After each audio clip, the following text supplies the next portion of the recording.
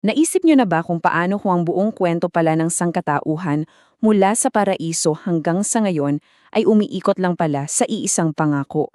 Sa pagtatalakay natin ngayon, samahan niyo akong silipin ang napakalaking kwento ng pagbagsak at pagaon, lahat dahil sa pangako ng isang Mesiyas. So, ito yung pinakatanong na sasagutin natin. Paano ba tayo nawala? At higit sa lahat, paano tayo makakauwi? Ang sagot sa lahat ng yan, nakatago sa isang sagradong pangako. Tara, simulan na natin. Okay, magsimula tayo sa pinakaumpisa, sa isang perfectong hardin, ang Eden. Dito dapat nagsimula at natapos ang lahat sa perpektong paraan. Pero dito rin nagsimula ang isang malaking trahedya na babago sa kwento nating lahat, magpakailanman. Tingnan niyo to, grabe yung pagkakaiba, no? Mula sa pagiging tagapamahala ng kaharian ng Diyos, ang unang Adan ay naging alipin ni Satanas. Yung perpektong ugnayan nila ng Diyos, biglang naputol. Ganyan kalaki, ganyan kalalim ang nawala sa atin dahil lang sa isang pagkakamali. At hindi lang si Adan ang tinamaan. Kumalat ang sumpa sa lahat ng bagay. Yung katawan natin, yung mismong lupa na tinatapakan natin, at yung koneksyon natin sa Diyos, lahat yan nasira. Naging aliping tayo ng kasalanan. At ang pinakamasaklap, yung daan pa uwi, tuluyan ng nagsara. Pero alam nyo, kahit sa pinakamadilim na sandali ng kwento natin, may isang sinag ng pag-asa na ibinigay. Isang pangako. At itong pangako na to ang magiging mapa natin pabalik. At ito na nga yun, ang pinakaunang pangako, isang propesiya na nagsasabing, hoy, may darating, isang tagapagligtas, ang supling ng babae na wawasak sa kapangyarihan ng kaaway. Oo, masasaktan daw siya, matutuklaw ang sakong niya, pero sa huli, sigurado at pinal ang tagumpay niya. Siyempre, hindi naman papatalo ang kalaban. May sarili siyang diskarte. At para sa kanya, yung pangako ng Diyos, hindi yun pag-asa. Para sa kanya, yun ang pagkakataon niya para manalo.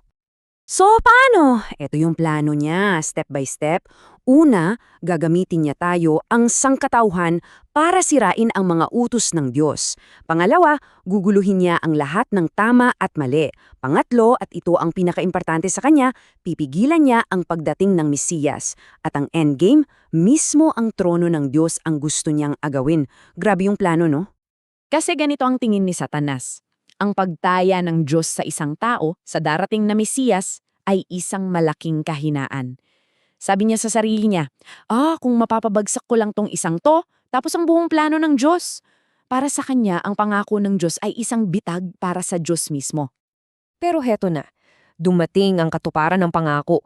Ang solusyon sa problema nating lahat, dumating na ang tinatawag na huling Adan. Teka muna, ano nga ba yung Mesiyas? Well, ang ibig sabihin niyan ay ang pinahiran o the anointed one. Siya yung pinili para gampanan ang tatlong napaka-critical na papel. Bilang propeta, siya yung magdadala ng salita ng Diyos. Bilang pari, siya yung mag-aalay para sa mga kasalanan natin. At bilang hari, siya yung maghahari ng may katarungan. At dito nakasalalay ang lahat, mga kaibigan. Kung saan nadapa yung unang Adan, doon naman tumayo ng matatag ang huling Adan. Namuhay siya ng may perpektong pagsunod sa Diyos. Lahat ng tukso, lahat ng pagsubok, lahat ng hirap, nalagpasan niya ng hindi nagkakasala. Siya ang naging perpektong kapalit para sa ating lahat. At ito ang kailangan nating tandaan. Isang perpektong buhay, isang sakripisyo, yun lang. Yun lang ang kinailangan para bayaran ang lahat ng kasalanan ng buong mundo.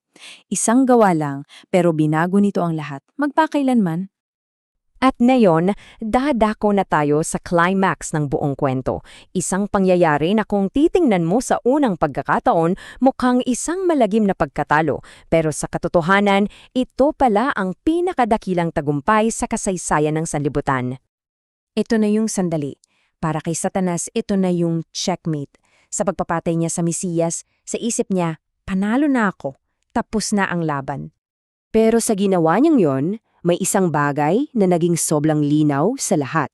Naipakita kung ano ba talaga ang kasalanan sa pinakadulo nito. Ang pagpatay sa mismong lumikha. Dito na tuluyang nalaglag ang maskara ng kasamaan. At dito nangyari yung plot twist. Yung mismong galaw na akala niyang panalo niya, Yun pala ang nagselyo ng kanyang sariling pagkatalo. Sa pagpatay niya sa Mesiyas, siya mismo ang pumirma sa sarili niyang hatol. Ang galing, di ba? At dito natin makikita yung hinyo ng plano ng Diyos. Sa krus, yung dalawang bagay na parang hindi pwedeng magsama, yung pag-ibig at katarungan, doon sila perpektong nagtagpo. Naipakita ng Diyos ang sukdulang pag-ibig niya sa pagsasakripisyo, pero at the same time, naibigay din ang hustisya na katumbas ng bigat ng kasalanan. At dahil sa tagumpay sa krus, hindi lang tayong naligtas. Ang epekto nito, pang-cosmic scale. Ang buong nilikha ay sinimulan ng ayusin at ibalik sa orihinal nitong ganda. So ano ang resulta ng tagumpay na to? Well, pinalaya ang sangkatauhan. Isinaayos muli ang lupa. Tinalo ang kamatayan mismo. At ang pinakamaganda sa lahat, natapos at nakumpleto na ang orihinal na plano ng Diyos para sa lahat ng kanyang nilikha. Isang kumpletong restoration. So para mas malinaw, anong ibig sabihin yan para sa'yo, para sa akin? Simple lang, hindi na tayo alipin ng kasalanan.